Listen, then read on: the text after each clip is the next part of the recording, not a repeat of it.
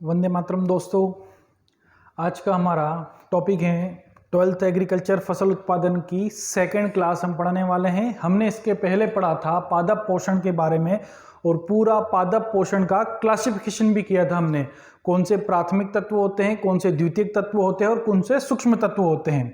तो आज हम जो पढ़ने वाले हैं वो पढ़ने वाले हैं कि प्राथमिक मुख्य पोषक तत्वों के पौधों में क्या कार्य होते हैं और क्या कमी के लक्षण होते हैं। तो पहला हमारा आता है नाइट्रोजन के कार्य। नाइट्रोजन के कार्य यानी कि सबसे प्राथमिक तत्व में सबसे मुख्य तत्व होता है नाइट्रोजन, जो पौधे की बढ़ोतरी के लिए, हरेपन के लिए, सभी के लिए जिम्मेदार होते हैं। तो उसके क्या क्या पौधों के अंदर कार्य होते हैं।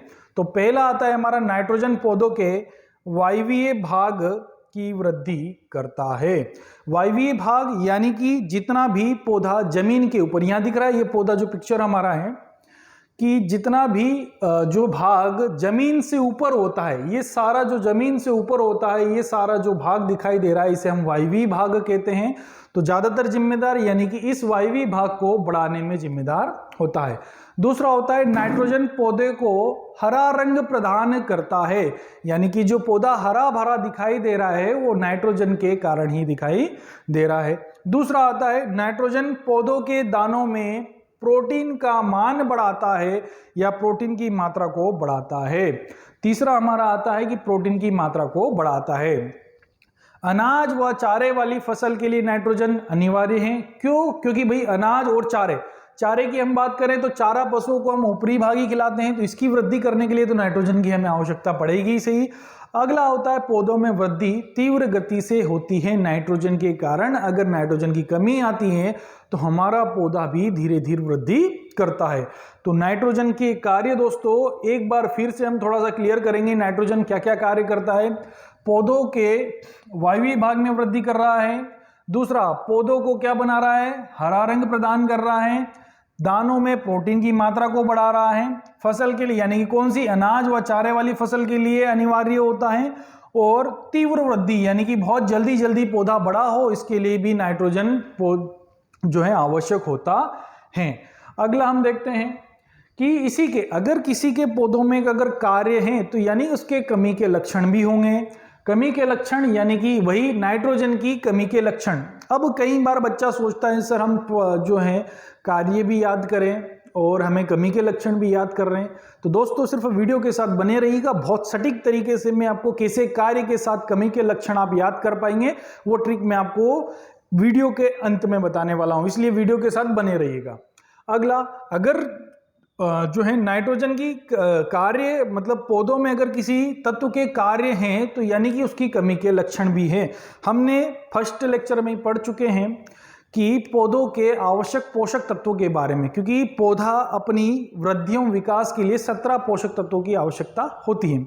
अब वही 17 पोषक तत्वों में से भी अगर कोई तत्व अगर कम होता है तो यानी कि कमी तो होगी, पौधों के अंदर बीमारियां होगी, पौधा बौना होगा, छोटा होगा, मतलब कई प्रकार की जो है उसमें समस्याएं आएगी। तो नाइट्रोजन से हमने पढ़ा था कि नाइट्रोजन के कई प्रकार के कार्य हैं, तो वही कार्य कमी में कन्वर्ट हो जाएंगे। अगर उनको पर्याप्त मात्रा में पौधे को नाइट्रोजन नहीं मिलेगा तो वही तत्व काय में कन्वर्ट हो जाएंगे, कमी में कन्वर्ट हो जाएंगे। तो नाइट्रोजन की कमी से पौधों का वायवीय भाग क्या हो जाएगा?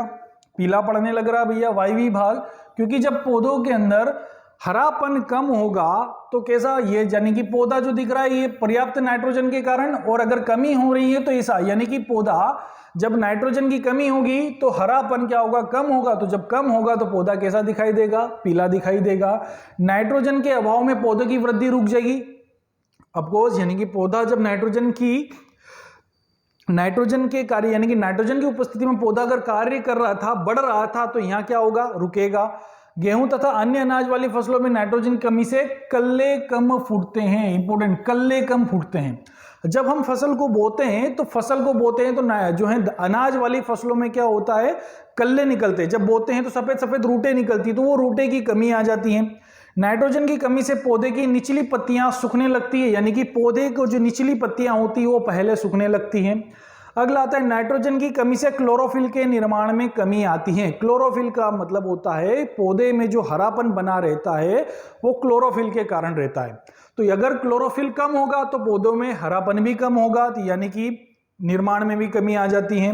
तो देखते हैं हम नाइट्रोजन के क्या क्या कमी। वायवीय भाग पीला पड़ रहा है, पौधे की वृद्धि रुक रही है ना, कल्ले कम फूट रहे हैं, निचली पत्तियां सूख रही है, निर्माण में कमी, क्लोरोफिल के निर्माण में कमी आ रही है। ये हमारे नाइट्रोजन के कमी के लक्षण हैं। अब हम देखते हैं कि हर एक, क्योंकि जितने भी तत्व यानी कि 17 ही तत्व हमने जो देखे हैं उन 17 ही तत्वों के कुछ अलग अलग जो हैं कमी कार्य भी होंगे और कमी के लक्षण भी होंगे। अगर थोड़ा सा भी वीडियो अगर अच्छा लग रहा है, समझ में आ रहा है थोड़ा थोड़ा, तो वीडियो को लाइक करते रहिएगा, शेयर भी करते रहिएगा और अपने दोस्तों तक जो है आसानी से इसे बताते रहिएगा कि सर के माध्यम जो है पढ़ लिया जाए। अगला फास्फोरस के कार्य। फास्फोरस पौधों के जड़ क्षेत्र का विकास करता है, अर्थात जड़ की वृद्धि करता है। फास्फोरस का काम भैया अब अलग हो गया, क्या कर रहा है, जड़ क्षेत्र का विकास भी कर रहा है और जड़ों की वृद्धि भी कर रहा है। तो अभी हम नाइट्रोजन की बात कर रहे थे, तो नाइट्रोजन जमीन के ऊपर वाले भाग की वृद्धि कर रहा था, पर अब हम यहां बात कर रहे हैं फास्फोरस की। तो फास्फोरस कौन से भागों में वृद्धि कर रहा है और मजबूत बना रहा है, जड़ वाले यानी कि जमीन के अंदर वाले भागों को। फास्फोरस फसल को गिरने से बचाता है, यानी कि लोजिंग की क्रियाएं कई बार हमारी जो फसल है, क्योंकि अगर पौधे की फसल या फसलों की जड़ें अगर कमजोर होगी तो पौधा ऑटोमेटिकली क्या हो जाएगा, गिर जाएगा। फास्फोरस एटीपी का जो है अभिन्न अंग है, यानी कि एटीपी निर्माण में बहुत बड़ा भूमिका निभाता है। कौन, फास्फोरस। दाल वाली फसलों के लिए फास्फोरस अनिवार्य तत्व होता है, ये भी याद रखना, दाल वाली फसलों के लिए। अगला, फास्फोरस पौधों के जीवन की कुंजी कहलाता है, की ऑफ लाइफ, यानी कि जो पौधों यानी कि ये क्योंकि जड़ें क्योंकि होती, हम पौधे किसी मकान की अगर नींव ही कमजोर होगी तो मकान भी हमारा क्या होगा, कमजोर ही होगा, कभी भी ढह सकता है। तो इसी प्रकार से हम इसे की ऑफ लाइफ कहते हैं। अगर जड़े का ही विकास, पौधे की जड़ों का ही विकास सही से नहीं हो पाया तो आगे की सारी प्रक्रिया ध्वस्त, यानी कि किसी भी प्रकार से पौधों का सही से निर्माण नहीं हो पाएगा और पौधा अपना जीवन व्यवस्थित नहीं चला पाएगा। अब हम बात करते हैं अगर कार्य हुआ तो कमी भी हम पढ़ चुके हैं कि फास्फोरस की कमी से पौधों की जड़ें का विकास वही रुक जाएगा, निचली पत्तियां पीली पड़ने लगेगी, सूखने लगेगी। फास्फोरस की कमी से जो है पौधे जमीन पर लेट जाएंगे। ये देखो हमारा गेहूं का खेत दिखाई दे रहा है, यानी कि कई बार बहुत ज्यादा ओलावृष्टि, बहुत ज्यादा बारिश के कारण तो गेहूं में जो है गिरना संभव होता है, पर कई बार क्या होता है कि हल्की फुल्की बारिश के कारण और हल्की फुल्की हवा के कारण भी कई प्रकार गेहूं हमारे खेतों में लेट जाते हैं। तो इसे हम कहते हैं लॉजिंग की क्रिया है। क्योंकि इनकी जो है लेटने को हम कहते हैं लॉजिंग की क्रिया, गिर जाता है। तो हमने पढ़ा कि अगर फास्फोरस की कमी हुई, जड़े का विकास नहीं होगा तो जो है हमारा जो है फसल क्या हो जाएगी, गिर जाएगी।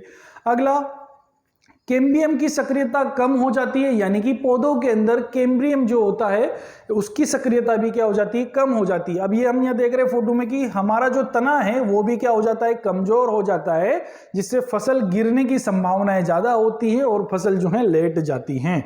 अगला हम देखते हैं फास्फोरस के बाद तीसरा हमारा मुख्य तत्व आता है, कौन सा, पोटास। पोटास पौधों में कीट एवं बीमारी प्रतिरोधक, अब इसकी अलग बात कर रहे हैं हम, इसका कार्य अलग है। अब कार्य की हम बात कर रहे हैं तो यानी कि कीट एवं बीमारी प्रतिरोधक क्षमता, ये वेरी इंपॉर्टेंट फसलों के लिए होती है। प्रतिरोधक क्षमता यानी कि क्या करता है, कीटों से लड़ने की और बीमारियों से लड़ने की क्षमता को पौधों के अंदर क्या करता है, प्रदान करता है। पोटास स्टोमेटा को खोलने एवं बंद करने का कार्य करता है। जो रंध्र होते हैं पौधों की पत्तियों में, जो रंध्र होते हैं उनको खोलना और बंद होना, दोनों प्रक्रिया में कौन जो है, पोटास कार्य करता है। पोटास दानों में चमक की मात्रा बढ़ाता है, वेरी इंपॉर्टेंट, यानी कि फसल के अंदर क्या बढ़ाता है, चमक की मात्रा को बढ़ाता है। कंद वाली फसल के लिए पोटास अनिवार्य तत्व होता है, क्योंकि कंद वाली फसल यानी कि जमीन में जो कंद वाली फसल है उसको फूलने के लिए जगह और जो है जमीन के अंदर बहुत सॉफ्टनेस चाहिए होती है, तो उसके लिए भी ये जिम्मेदार होता है। पोटास फसलों की गुणवत्ता में क्या करता है, सुधार करता है, यानी कि जब गुणवत्ता यानी कि जब फसल के दानों में अगर ऑटोमेटिकली चमक बढ़ेगी तो फसल की क्या बढ़ेगी, गुणवत्ता भी बढ़ेगी। तो यानी कि गुणवत्ता को बढ़ाने में भी सहायक होता है। अगला हम देखते हैं कि पोटास की कमी के लक्षण। पोटास की कमी के पौधों पर कीट एवं बीमारी का आक्रमण अधिक होगा, क्योंकि अगर कमी होगी तो उसमें रोगों से लड़ने की क्षमता कम होगी, तो उस पर आसानी से कीट और बीमारी क्या कर देगी, खा जाएगी। स्टोमेटा का खुलना बंद होना प्रभावित होगा, क्योंकि कम अगर हो जाएगा तो प्रभावित तो होना ही है। अनाज के दानों में चमक घट जाएगी, हमने पढ़ा है ना अनाज के दानों में, क्योंकि सारी जो है क्वालिटी हमारे फसलों की डिपेंडेंट करती है उसकी चमक के ऊपर। ये देखो, जैसे गेहूं के दाने में अगर किसी प्रकार से पोषक तत्व, पानी की कमी या मृदा के कारण कई प्रकार से जो है फसल की जो है चमक हमारी फसलों की क्या हो जाती है, खत्म हो जाती है।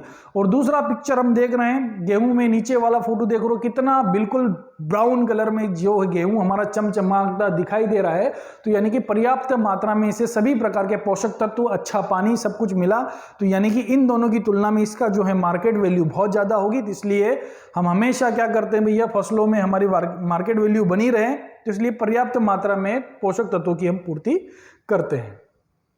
अब बात करते हैं सेकेंडरी यानी कि द्वितीयक मुख्य पोषक तत्व की बात करते हैं। तो द्वितीयक मुख्य पोषक तत्व में हमारा कौन सा आता है, कैल्शियम, मैग्नीशियम और सल्फर, तीन तत्व आते हैं। तो उन तीनों तत्वों की हम बात करते हैं। कैल्शियम कोशिका भित्ति बनाने में मदद करता है, क्योंकि यानी कि भैया प्लांट की जो सेल होती है, तो सेल में जो कोशिका भित्ति यानी कि जो ये भाग होता है, इसको क्या करता है भैया, बनाने में मदद करता है, बहुत अच्छे से बने, मजबूत बने, इसलिए कैल्शियम काम करता है। कैल्शियम मृदा को उदासीन करता है। अब यानी कि हम इसके साथ में कैल्शियम के साथ जिप्सम वगैरह का उपयोग करते हैं, तो ये क्या करता है, मृदा को पीएच मान कम करने का काम भी करता है।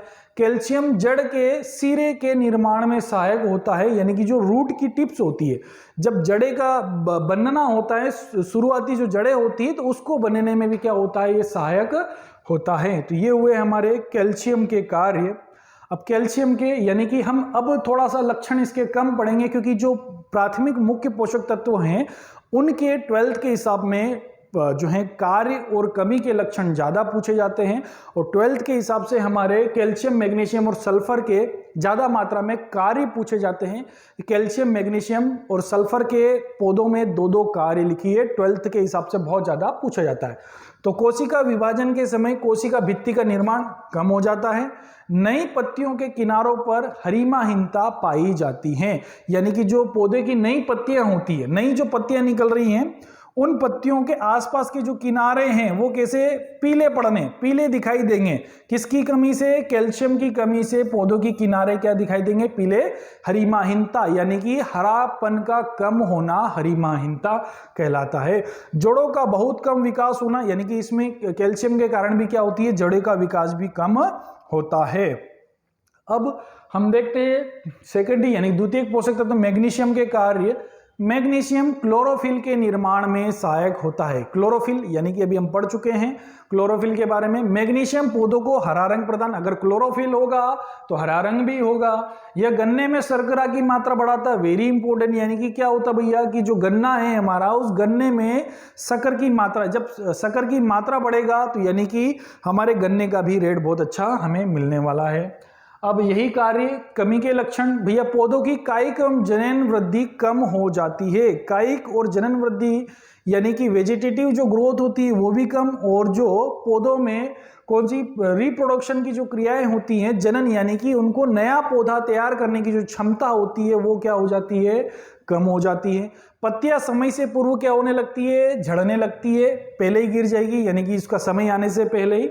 क्लोरोटिक भागों में लाल और बैंगनी रंग के धब्बे बनने लगते हैं, यानी कि पौधों के हरे भाग में कई प्रकार के धब्बे बनने लगते हैं। जैसे कि पौधे, हमारी जो पत्तियां दिखाई दे रही है गुलाबी रंग के या लाल रंग के, इस तरह के क्या होगा, स्पॉट हमारे पत्तियों में ज्यादातर दिखाई देते हैं। किसकी कमी से, कैल्शियम जो है मैग्नीशियम की कमी से। अगला आप देखते हैं कि ये सल्फर, अब वेरी गुड, तेल वाली फसलों में सल्फर तेल की मात्रा बढ़ाता है, क्योंकि भैया ये इंपॉर्टेंट सल्फर के बारे में कि जो तेल वाली जितनी भी फसल हमारी होती है उनमें क्या करता है, ये तेल की मात्रा बढ़ाता है। प्याज एवं लहसुन में विशेष गंध के लिए जिम्मेदार होती है। आहा, जो यानी कि हम प्याज खाते हैं, लहसुन खाते हैं, उसमें एक अलग प्रकार की गंध आती है, तो वो जो गंध आती है उसके लिए जिम्मेदार होता है। अगर कमी होती है तो गंध प्रभावित होती है, यानी कि उसमें गंध जो है आना, जो गंध की कमी हो जाती है, और हमारे जो है प्याज और फिर इतना ज़्यादा उसमें स्वाद नहीं बना रहता है। इसी प्रकार से सल्फर के कार्य यानी सल्फर की कमी के लक्षण, सल्फर युक्त अमीनो अम्ल की कमी हो जाती है, यानी कि पौधों के अंदर जो भी अमीनो अम्ल पाए जाते हैं उनकी कमी होने लगती है। पौधों का तना कठोर हो जाता है, अगर पौधे का तना अगर कठोर हो जाता है तो वो थोड़े बहुत टक्कर में या थोड़े बहुत उसी में ये क्या होता है, पौधा जो है टूटने लगता है, कहीं से भी फटने लगता है, ज़्यादा अगर पौधा कठोर हो जाता है तो। पौधे की शीर्ष वृद्धि कम होती है, यानी कि जो पौधे का जो नया नया भाग है, नई नई शाखाएं जो निकलती हैं, नया जो फुटान होता है उसकी क्या होती हैं, कमी हो जाती है, वृद्धि कम होती है। तो ये हमारे काम जो हैं कार्य हुए हैं किसके, याद करो, मुख्य पोषक तत्व। मुख्य पोषक तत्व हमारे दो प्रकार के थे, एक तो प्राथमिक मुख्य पोषक तत्व और द्वितीयक मुख्य पोषक तत्व। तो प्राथमिक मुख्य पोषक तत्व में हमारे आते हैं कौन कौन से आते हैं, नाइट्रोजन, फास्फोरस और पोटेशियम। और द्वितीयक मुख्य पोषक तत्व में कौन से आते हैं, कैल्शियम, मैग्नीशियम और सल्फर के कार्य और कमी के लक्षण के बारे में हमने जाना है। और वेरी इंपॉर्टेंट, इसी लेक्चर को जिसने भी देख लिया हो उसके 4 नंबर कहीं नहीं गए 12th में, यानी कि ज्यादा मात्रा में कहीं ना कहीं एनपीके के कार्य एवं कमी के लक्षण, नाइट्रोजन, फास्फोरस और पोटेशियम, कैल्शियम और मैग्नीशियम और सल्फर के कार्य भी पूछे जाते हैं। तो यानी कि इस लेक्चर को जिसने अच्छे से देखा, अगर हम इसे बार बार नहीं पढ़ पा रहे, याद नहीं कर पा रहे, तो कम से कम मोबाइल हम बार बार चलाते हैं तो सिर्फ लेक्चर को ही हम अगर 2-3 बार देखते हैं तो हमें लेक्चर देखने से ही याद हो जाएगा। और अगर याद हो गए तो हम 4 नंबर हमारे आराम से जो है इसी लेक्चर के माध्यम से हमारे पकने वाले। अब सर आप बताने वाले थे कमी के लक्षण के बारे में कैसे लिखना है, क्योंकि सेम यानी कि जिस के कार्य होंगे तो कार्य आपको ज्यादातर मात्रा में कार्य ही याद करना है, ठीक है। अगर आपने जैसे ही कार्य याद कर लिए तो कार्य का सीधा सीधा आपको क्या करना है, उल्टा करना है। जैसे कार्य का हम जैसे ही उल्टा करते हैं तो यानी कि हमारी कमी के लक्षण हो जाते हैं। तो इसलिए ज्यादा यानी कि आपको फोकस करना है कार्य पर। अगर कार्य हमें बहुत अच्छे से याद हो गए तो कमी के लक्षण हम बहुत जो हैं आराम से हम लिख सकते हैं। तो इसी प्रकार से लेक्चर के साथ बने रहने के लिए चैनल को सब्सक्राइब करिए, लाइक करिए, बेल आइकन दबाइए, जब आप वीडियो अपलोड होता है तो आपके पास आसानी से पहुंच जाता है। और अपने दोस्तों में शेयर करिए। दोस्तों, वंदे मातरम, जय हिंद।